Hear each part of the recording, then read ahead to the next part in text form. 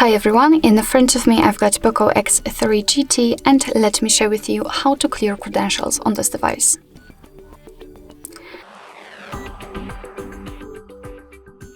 So first of all, let's enter the settings and then we have to scroll down to find the passwords and security.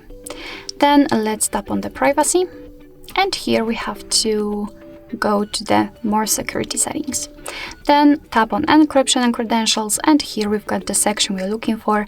As you can see, almost at the bottom we've got the clear credentials option, so let's tap on it and confirm it with OK. And as you can see, this option is right now inactive, which simply means that we just successfully removed the certificates. Alright, so that will be all. Thank you so much for watching. I hope that this video was helpful, and if it was, please hit the subscribe button and leave the thumbs up.